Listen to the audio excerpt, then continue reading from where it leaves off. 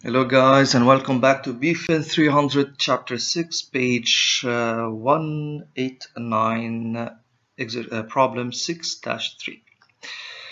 The real risk-free rate is 3%. Inflation is expected to be 2% this year and 4% for the next 2 years. Assume that the maturity risk-free premium is 0. What is the yield on 2-year Treasury securities and what is the yield on 3-year Treasury securities? Well, here we have it pretty simple. We just need to make it a bit clearer when we put our answer. We know that our real risk-free rate is 3%. The inflation rate is 2%, but there's a small twist here because 2% this year and then 4% during the next 2, meaning that later on we need to look at the average inflation premium for the 2 years and the 3 years. I'm going to see how it is done.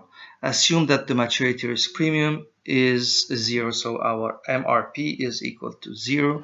Being a treasury security of less than 10 years, we suppose that it is a treasury note, and therefore treasury notes will only need, in order to calculate the normal market interest rate, so the yield that we have here will be equal to the real interest rate plus so the real risk-free interest rate plus the inflation premium plus the market risk premium. So in our case we need to put all that to be clear. So first one is the risk-free rate, 3%.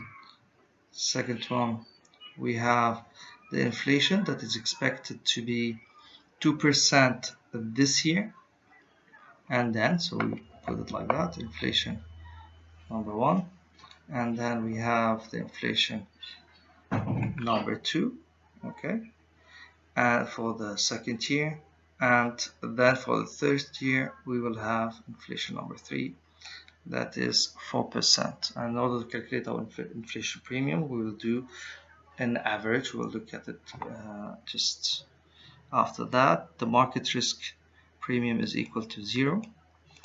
And the question is, what is the yield for the treasury security for 2 years and for 3 years? Okay. So as we said, the normal market rate equal to the risk-free rate plus the inflation premium plus the default risk premium plus the liquidity premium plus the market risk premium. As we know, as we said, we do not need those two. We only need the risk-free, the inflation premium, and the market risk premium. So we can take them out and we keep those. MRP is equal to 0 as we have it here. So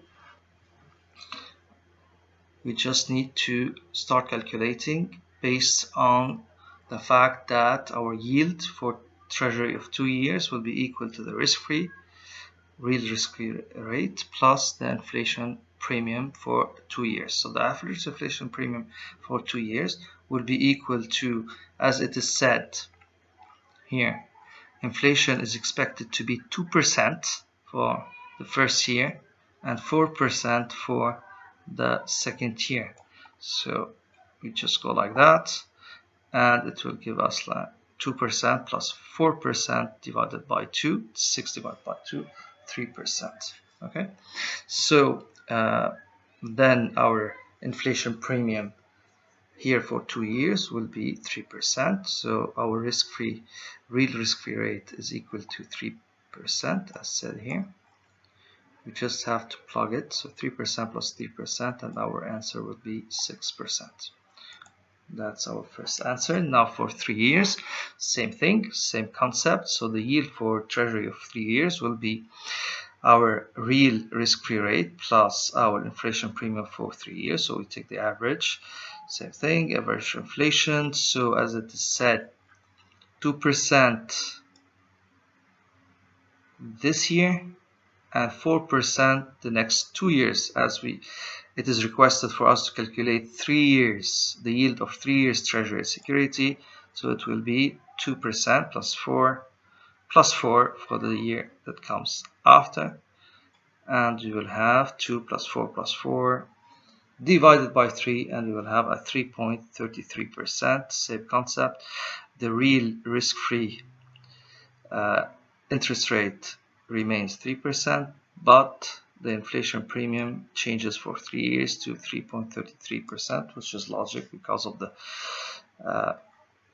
increase here, because we have from 2% we increase to 4% for 2 years instead of 1, and our result will be 6.33 for the